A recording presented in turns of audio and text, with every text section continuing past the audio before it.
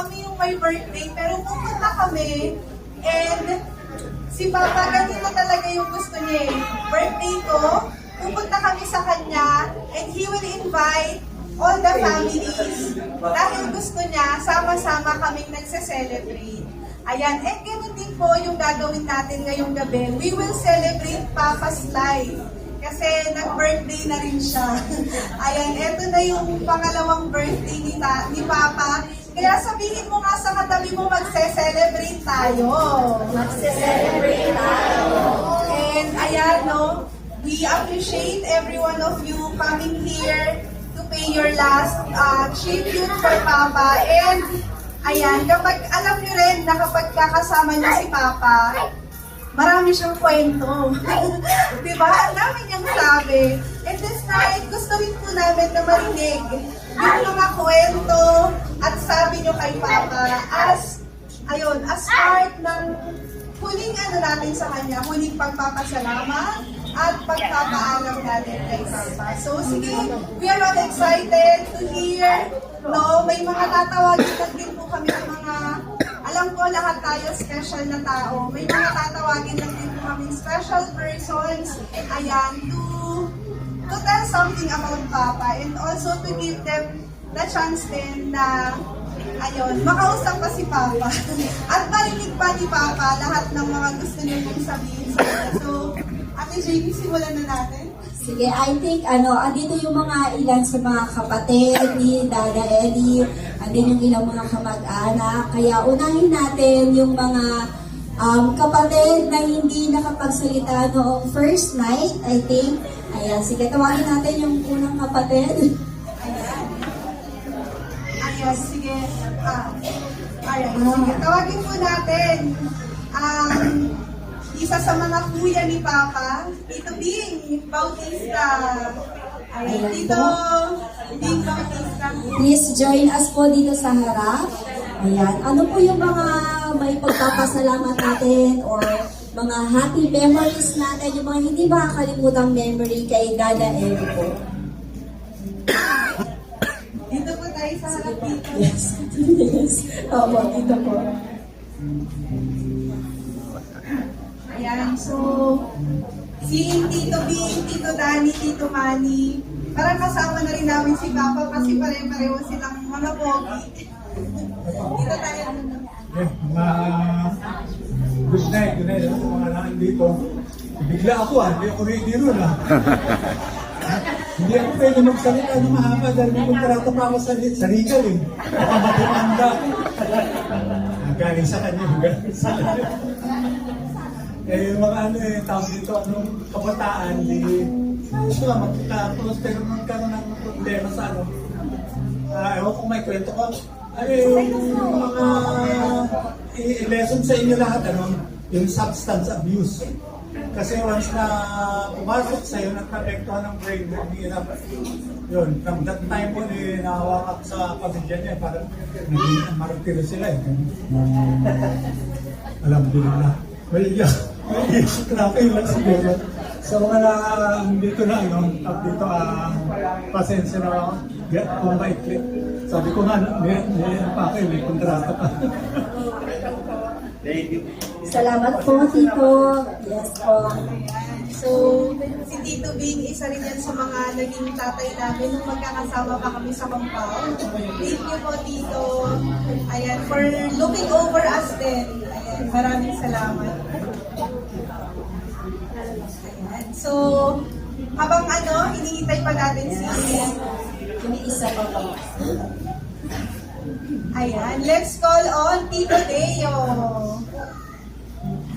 Yes, Tito. Special request po ni Mama yan. Pinsan po. Don?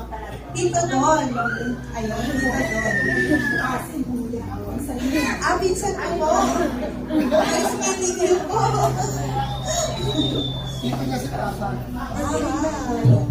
Hi, good evening po. First of all, condolence po sa buong family. Yung memories na nilali yung sa atin. Actually, Facebook friend ko si Ellie. Uusap kami sa messenger eh. Yung after ng retirement sa PMD, di ba? Tapos, wala, naalala ko, ako nga pala, age contemporary, parang magkakaedad lang kami, pero sa family tree, uncle ko sila eh. So kahit na 2 years younger si Ellie sa akin, 64 ako, 62 siya. Uncle ko siya, gawa ng pinsan siya ng daddy ko. So, ayun. Nung bata pa kami, nakatira kami sa Cubao, sila sa Krame. Pupunta kami sa Krame, minsan pupunta sila sa bahay. Maglalaro kami nila Dani, nila Eddie. Makakalaro ko na sila parate.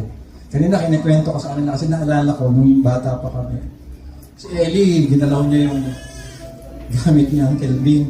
Electronics kasi sa akin. Ang Kelvin. Chinarge niya yung mga regular batteries. Hindi naman rechargeable. So buti hindi siya nabili. Alas na naalala ko lang kasi medyo si Ellie, bata pa. Kasi medyo galaw-galaw. Ang gaganda ng mga gamit niya ang Kelvin. Meron siya parang mini shop doon sa bahay. So, naalala ko pa na ito kasi si Ebot kasi naalala ko pa eh. Naalala ko pa yung nangyari ngayon. So, ayun. Although nag-messenger kami niya, nag-exchange message kami ni Ellie, hindi niya naman nabanggit sa akin na yung karamdaman niya. So, although nakita ko na stroke si Danny. Ayun.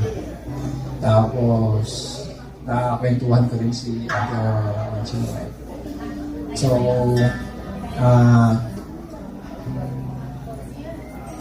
umuwi na si Ellie, so ano na natin, andun na siya sa kanya lumikha kay God. So, Ellie, I know I'm here, I know you're here, nadidinig mo kami, rest well in God's embrace. Maalala namin yung maalala namin yung mga magagandang ginawa. So, maraming salamat.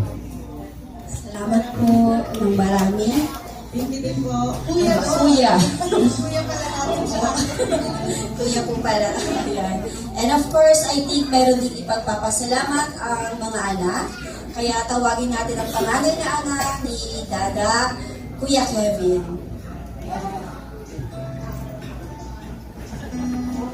Okay ka lang? Diba, panganay na anak ha? Ako panganay ha? O, yung ano po na, yung proclaim na panganay mo na.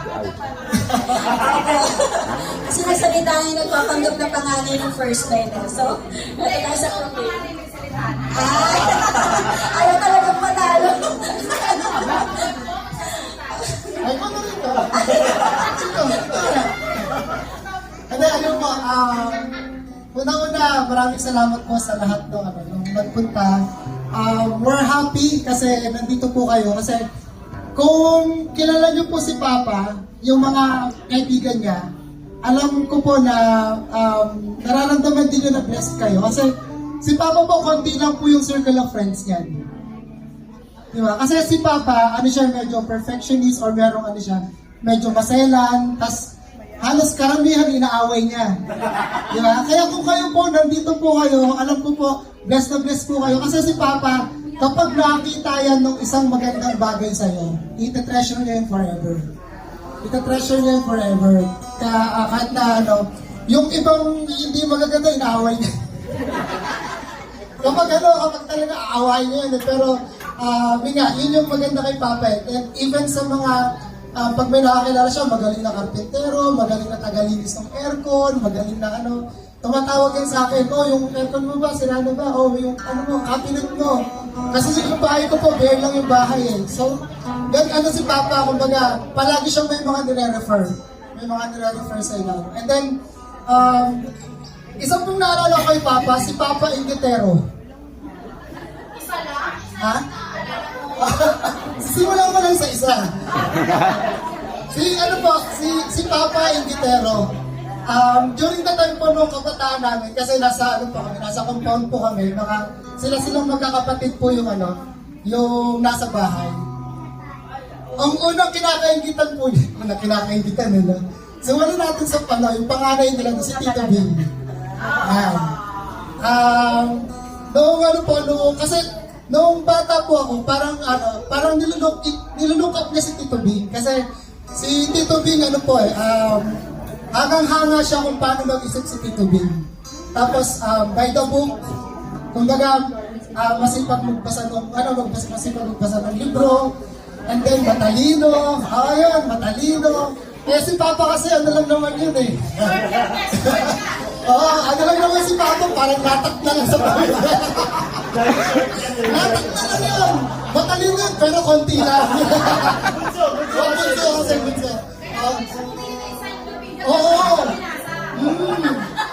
Yung encyclopedia may kwento yun. Sa iba naman, kukwento ko rin yun. Yun po, lagi niya nilulungap yun, kinukwento niya sa akin lagi si Tito Bing. Lalo nung nagka-computers, kasi sa compound po, sila Tito Bing po yung unang nagkaroon ng computer. Diyan din po ako natuto na makita ng computer, gumamit ng mouse, gumamit ng keyboard. So, nung nagkaroon ng computer sila Tito Bing, sabi niya sa akin, Kevin, pag ako nakaluwag, pag ako bibili rin tayo yan. Parang naging niyo po yun, kumbaga, yung inggit niya parang naging motivation niya, kumbaga parang gusto niyang humabol din sa mga kapatid niya. And yun nga po, yung sumunod yung encyclopedia. Kasi binilhan kami ni Papa kasi gusto dati kasi daw yung Colliers, isang set. Ayan, pagawa pa siya kay Tito Miguel na kuha, may encyclopedia, bumili pa ng mas advanced. Pero yung kailan Tito Big kasi para yung encyclopedia lang sa amin, may mga konti-konti pang add-ons eh. May add-ons, may Charlie, may Almanac, kaya yun. Pero yun yung mga inspirations. Then, yun nga, parang ang sabi niya sa amin mahalaga to kasi parang puhunin namin yan. Tapos, ang example din naman namin sila Tita Ora. Kasi, kung talino ang pag-uusapan, yan po yung kapatid ni Papa ng pamilya, puro mga Genius. Puro sa UP po nag-aral yung mga anak. So, mga po yan.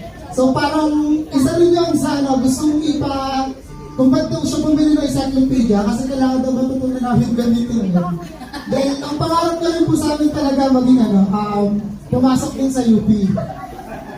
Gaya-gaya talaga ito si Papa. Pumasok lang yun. Kaya po nung si Tintin nung nakapasok sa UP, proud na proud po dyan siya now. Proud na proud si Papa po dyan. Kasi, nakalakas ka rin. nang nakalakas niya, nadulas ng konti. Nadulas ng konti. Pero after na naging proud naman na rin. So, kay Papa tayo. Yun.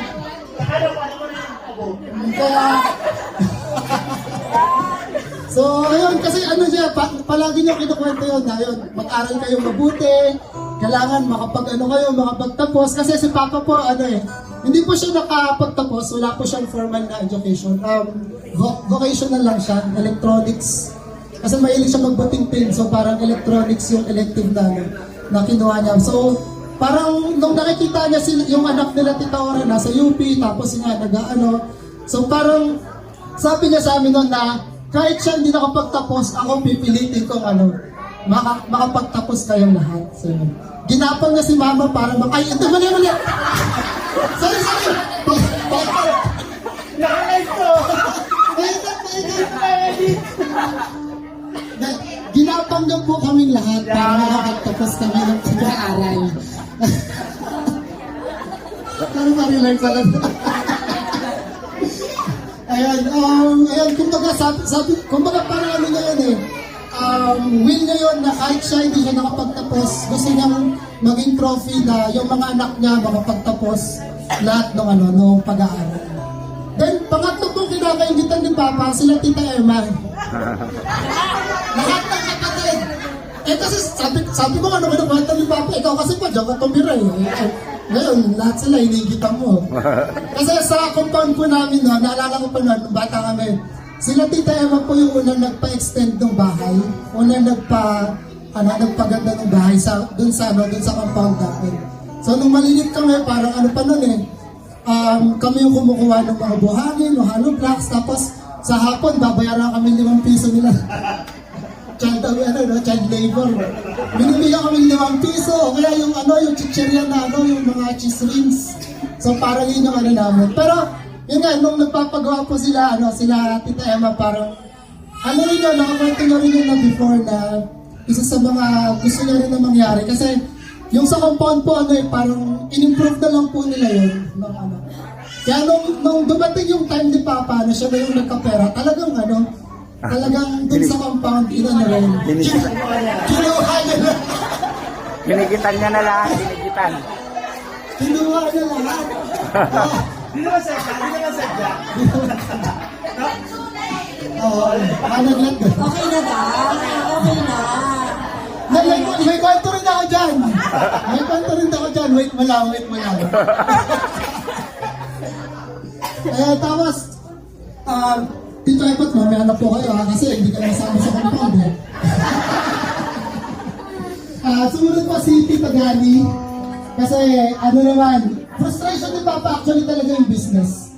Kasi lang si Papa kasi parang naka-destined na maging labor or hindi niya kayang magano. Pero during that time po yung business nila Tita Gani, yung talyer nila, na parang nakasupport si Papa during that time. Kaya hindi niya sabi, gusto niya mag-business kasi lang wala siya dun sa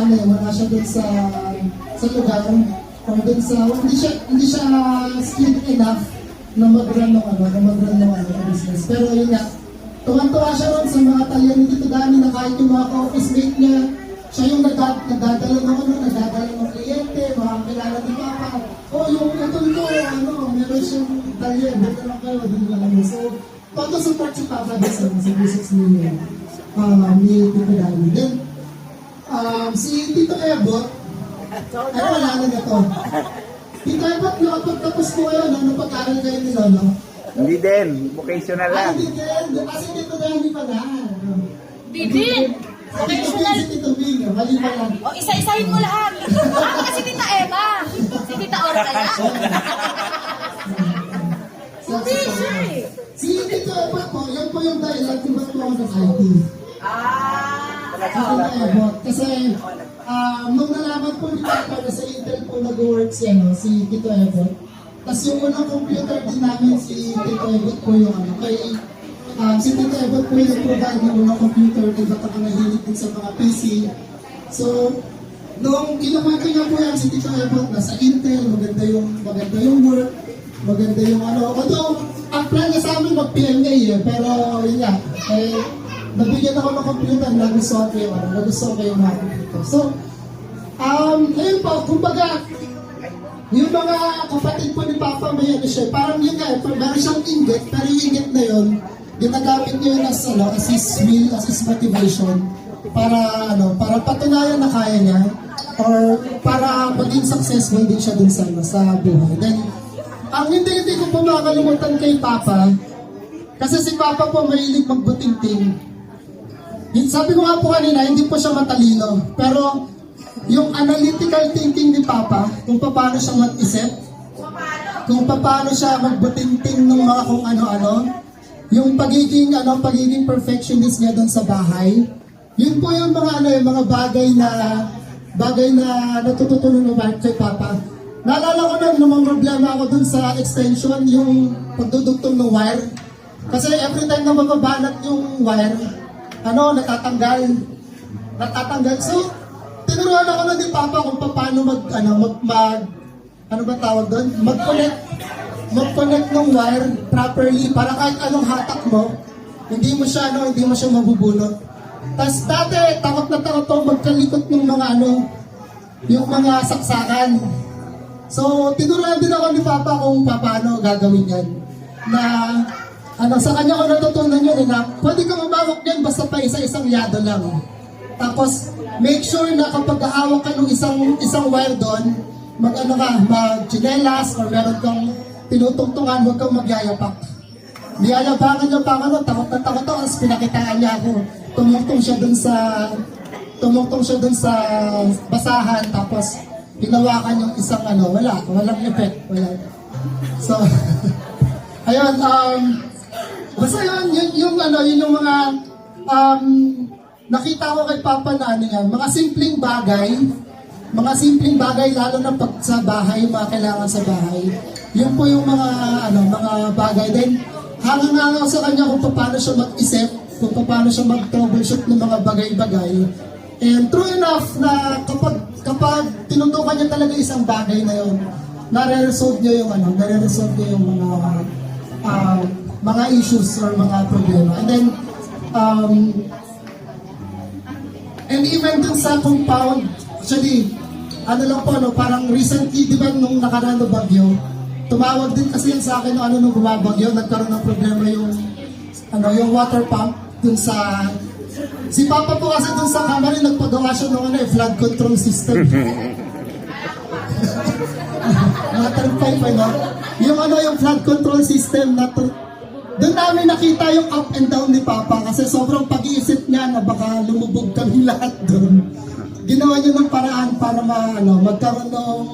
magkaroon ng flood control doon sa bahay. And then, tumatawag sa akin yan nung nakaraan kasi nga si Tito Boy, ewan ko si Tito Boy nga ba yan, parang nagkaroon ata ng problema yung pump na mahina yung buga. Tapos, nag-worry na siya kasi nga daw sila Ate Esther, sila Tita Emma daw, umaangat na daw yung tubig dun sa bahay, lulubog na daw. So, tas pinapaano niya kay Tito Boy, natanggalin yung mga bara, kasi lang medyo si Tito Boy, hindi daw ata nakukuha properly, pinapagalitan niya. Tapos ako, bakit pinapagalitan mo ba? Yan naman, ganyan. Ang ina nga umigop ng water pump, lulubog na sila rito, lulubog na kami rito. Sabi ko, Pa, sabi mo sila lulubog, di ba? Bakit ikaw yung nagpapanik dyan? Sila nga, relax lang dun, tapos ikaw nag-ano dyan, gano'n na lang po yun. So, kumbaga, ewan ko ba rin kay Papa, ewan ko ba rin, gano'n lang din. And, sige, last na lang dito kay yung panganay namin. Yung panganay namin. May lang din kasi kung bakit naging close sila si Papa. Kasi diba nag-away sila ng Tito Danny. So, si Papa alam niya naman na siya yung simula kung paano yung nag-issue dun sa compound. And then, during the time na si Ate May yung natin sa bahay, parang nabanggit ka rin sa akin yun na ito si Ate May yun. Kasi sa amin po ito meron din sila Ate May, tapos yung portion dun talaga nila na tinutuloy nila Tito Danny, ayaw yung galawin yun. Kasi nga inaano niya, either si Kuya Ray nung buhay pa o si Ate May kung sino doon yung bumalik, pwede nyo daw balik yan. So bakit merong hagdan na nakapaakyat doon para pwede kayong lumusot. Tapos, parang sabi niya, kumbaga sa kanya, kasi wala pong way doon para mag-usap si Papa at si Tito Danny, para pong matataas iinin ng mahilan Hindi mo po yung mapagsasabay talaga Pero ang sabi sa kanya ni Papa, parang yung away nila ni Tito, parang ibinabawi niya doon sa mga anak. So parang yung pagtulong niya po doon nila Ate May, sabi niya, okay lang to, hindi na mo anihin. Kumbaga wag mo masamayin kasi parang sa kanya, yun yung way niya para makabawi doon sa tita namin. So, ayun lang. Then, alam ko si Papa po, okay naman na po yan kasi ang hiling lang naman po ni Papa, simple lang naman na makita niya yung mga anak niya na tapos na sa pag-aaral. Tapos, yun, may kanya-kanyang pamilya na nakita niya kayang tumayo. Masaya na po, masaya lang po si Papa doon. Yun naman po yung palagi sinasabi sa amin yung And then, pasensya na rin po kayo kung naabutan niyo po na naabot na si Papa. Pasensya na po kayo kasi request niya rin naman po yan nung nabubuhay siya. So, parang during the time nung buhay siya, lagi yung sinasabi, earn. Ganun po yan, nakailang earn po yan. Tawag ng earn. Ha? Tawag ng earn. Kaya ayan, sige earn, sige. Earn ka na. So, ayun, yan po, maraming salamat po, Fred. Ay, tayo! Request niya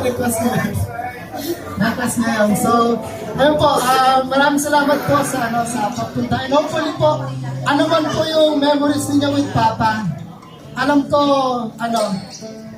ginamit po si Papa ng Panginoon sa ating lahat. Kasi, isa po si Papa, para sa akin po isa po si Papa dun sa plano ng Panginoon. Kasi di ba, merong plano ng Diyos para sa atin.